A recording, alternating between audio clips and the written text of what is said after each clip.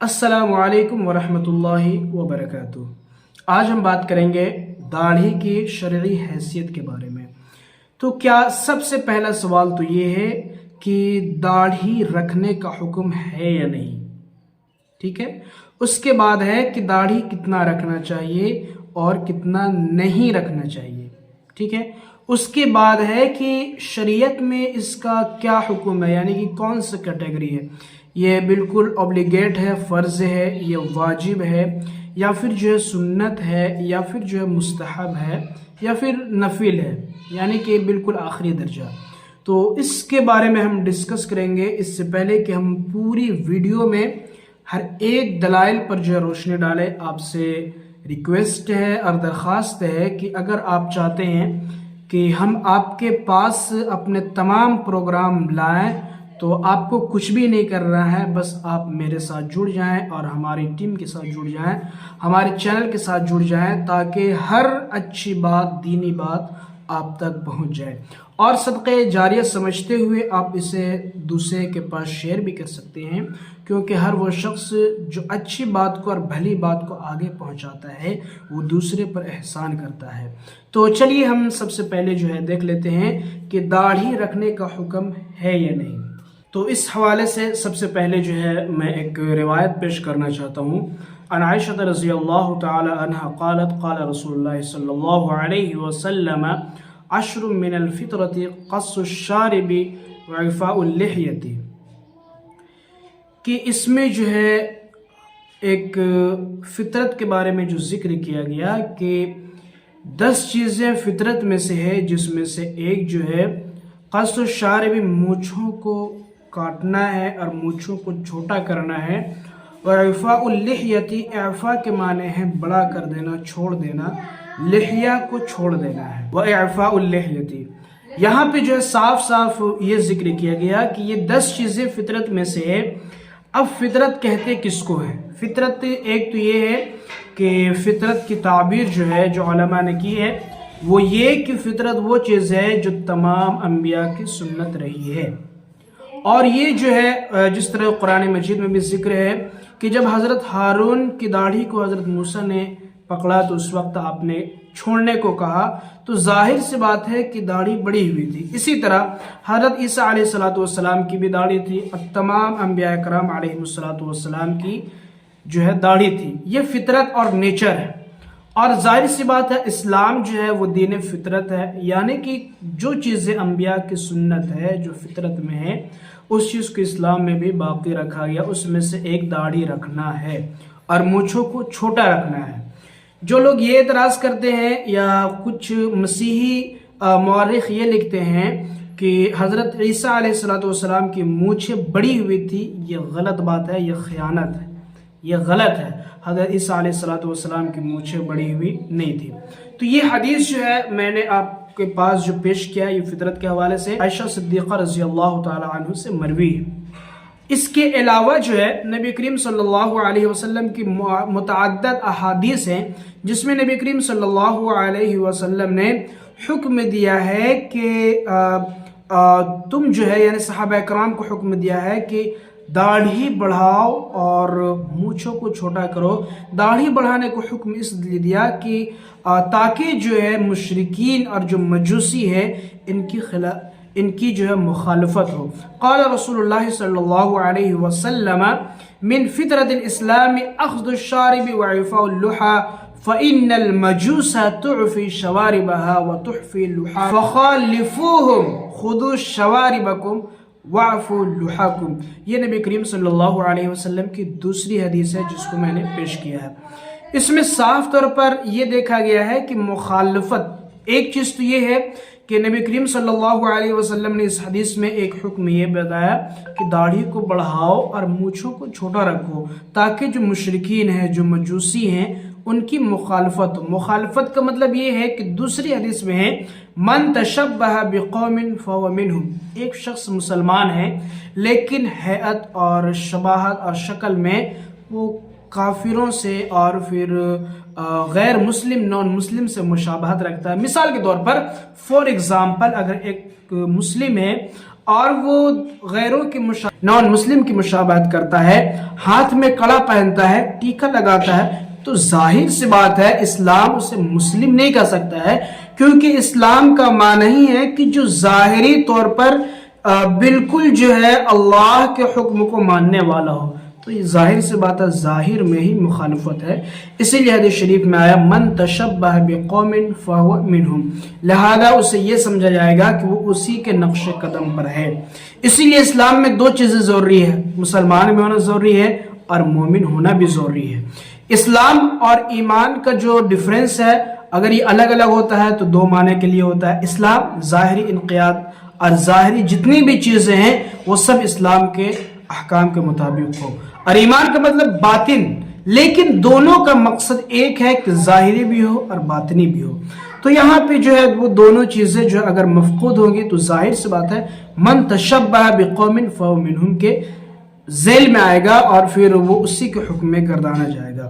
اب یہاں پہ یہ تو معلوم ہو گیا کہ نبی کریم صلی اللہ علیہ وسلم نے داڑھی رکھنے کا حکم دیا ہے، ٹھیک ہے، اور اس کی جو ہے خلاف کسی سے بھی ثابت نہیں ہے.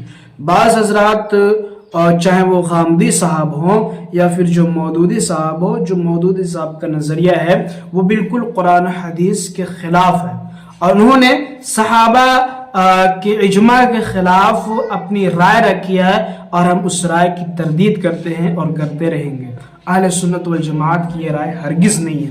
مودودی صاحب نے جو لکھا ہے اور جو کہا ہے کہ یہ جو ہے ایک اس ٹائپ کا امر نہیں ہے کہ بالکل جو ہے اسے وجوب کے درجے میں سمجھا جائے، یہ مودودی صاحب سے غلط فہمی ہوئی ہے، جیسے کہ اکثر مسائل میں ان سے ہوئی. ظاہر سی بات ہے مودودی صاحب جس طرح سے ہم جانتے ہیں نہ ہی تو عالم الحدیث تھے، نہ ہی تو حفاظ الحدیث تھے، اور نہ ہی تو سنت و شریعت کو سمجھنے والے تھے، بہتر سمجھنے والے تھے. تو یہ ان سے غلطی ہوئی، لہذا اگر کوئی شخص یہ کہتا ہے تو وہ ان کی بات قابل قبول نہیں ہے. ایک بات اور، صحابہ کرام رضوان اللہ علیہم اجمعین ان سے تواتر کے ساتھ ثابت ہے اور کسی صحابی نے اس پر نکیر نہیں کیا. اس کے بعد تابعین نے بھی، اسی طرح جو ہے ائمہ اربعہ جو ہے امام اعظم امام ابو حنیفہ رحمۃ اللہ علیہ، اسی طرح امام مالک رحمۃ اللہ علیہ، امام احمد بن حنبل رحمۃ اللہ علیہ، اور اسی طرح امام شافعی رحمۃ اللہ علیہ، ان تمام سے کسی طرح کی بھی کوئی ایسی بات چاہے فقہ میں ہو یا کسی طرح سے بات عقائد میں ہو یا علم کلام، ایسی کوئی بھی بات نہیں آئی ہے کہ داڑھی کی وجوب پر کوئی نکیر ہو، بلکہ تمام اس بات پر متفق ہے کہ داڑھی رکھنا جو ہے یہ واجب ہے اور داڑھی کا مننا اور کتروانا یہ حرام ہے. اس بات پر تمام متفق ہیں.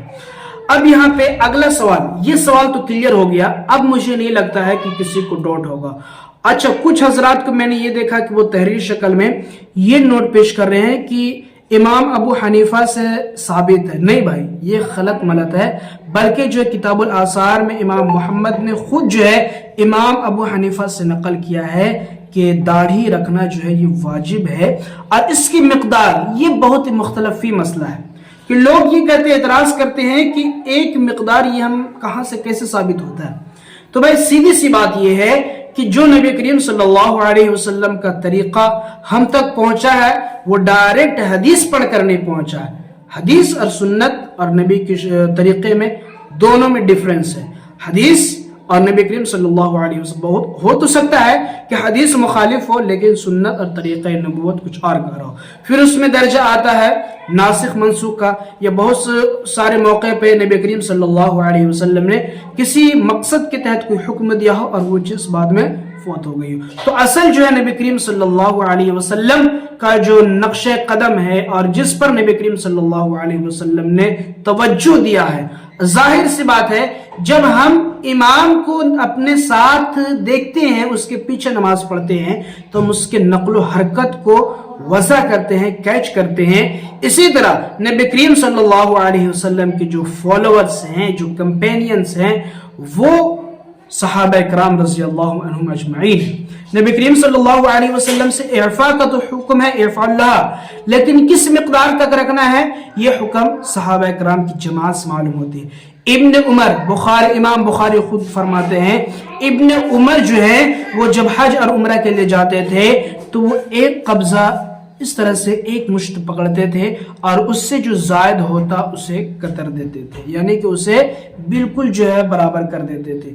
تو یہ حکم یہ ثابت ہوا کہ ایک مشت رکھنا یہ واجب ہے، سیدھی سی بات، کسی طرح کے بھی گول مٹول نہیں، چاہے وہ غامدی صاحب، اور غامدی صاحب تو یہ کہتے ہیں کہ یہ تو کسی طرح کا ہے ہی نہیں۔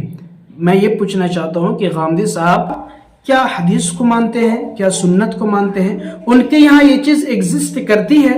ارے غامدی صاحب کا تو الگ ہی موقف ہے، وہ تو قرآن بھی اپنے ٹوٹی پھوٹی اردو سے سمجھتے ہیں، حدیث تو دور کی بات ہے، اور صحابہ کے منشا تو دور کی بات ہے، تابعین اور ائمہ کے منشا تو دور کی بات ہے، وہ قرآن اپنی ٹوٹی پھوٹی اردو اور ترجمہ سے سمجھتے ہیں۔ آپ اس آدمی سے کیا ایکسپیکٹ کر سکتے ہیں؟ تو ایسی بات نہیں ہے، یہ غلط ہے اور تہمت ہے۔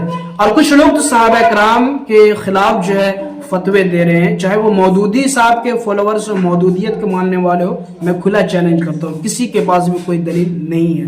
مودودی صاحب نے خیانت کے ساتھ کام کیا ہے اور بڑے ہی جو ہے دلیری کے ساتھ اور برجستہ ہو کر یہ لکھا ہے، اللہ ان کو جو ہے اللہ ان کا حساب کرنے والا ہے۔ لیکن تحقیقی بات جو ہے وہ یہی ہے، اور اہل سنت والجماعت کا موقف بھی یہی ہے کہ حضرت ابن عمر رضی اللہ عنہ جب عمرہ کیا کرتے تھے، حج کیا کرتے تھے، تو وہ یہی صورت اختیار کرتے تھے۔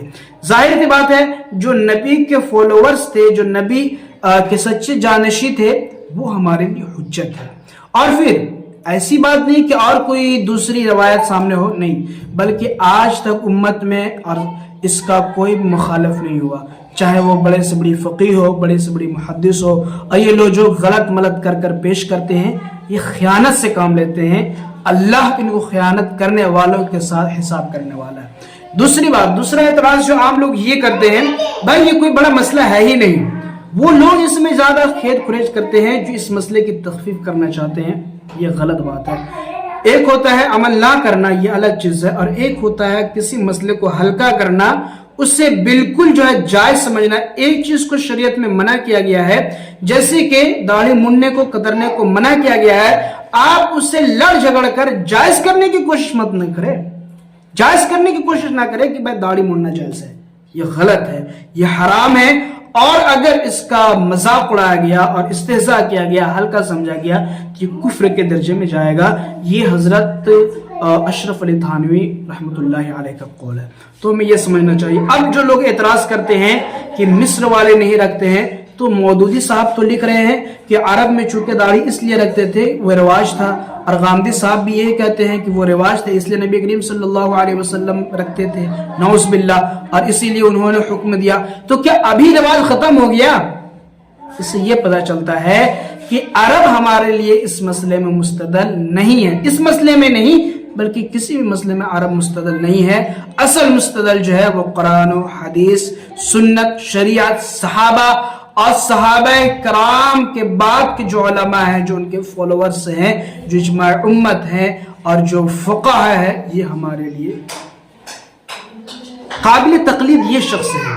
پھر یہ غیر مقلد حضرات کہیں گے کہ یہ مقلد لوگ ہیں، اور پھر وہ قلدہ سے جو ہے گرداننا شروع کر دیں گے۔ خیر، وہ بات آگے چلی جائے گی۔ تو میں یہ سمپل سی بات کہنا چاہ رہا ہوں کہ اس مسئلے کو زیادہ وہی لوگ اچھالتے ہیں جن کو یہ کسی طرح سے ایک دل میں بڑھاس رہتا ہے کہ کسی طرح سے جائز اور جواز کا فتویٰ نکل جائے۔ نہیں میرے بھائی، یہ کام ہرگز نہ کرے۔ ایک خوف خدا بھی کوئی چیز ہے، تو یہ بات ہمیں ہونی چاہیے۔ داڑھی رکھنا جو ہے بالاتفاق ایک مشت تک واجب ہے، اس سے کم کترنا، موننا حرام ہے۔ میرے لیے یا آپ کے لیے مسئلہ نہیں بدلا جائے گا، اور اللہ تبارک و تعالی نے اسی میں شان رکھی ہے، اور یہ مردوں کی پہچان ہے۔ ہر نر میں جو ہے یہ صفت پائی جاتی ہے، تو انسان اپنے آپ کو مخنث کیوں بناتا ہے؟ ذرا سوچنے کی بات ہے، عقل میں آنے والی بات ہے۔ لہذا اس طرح کی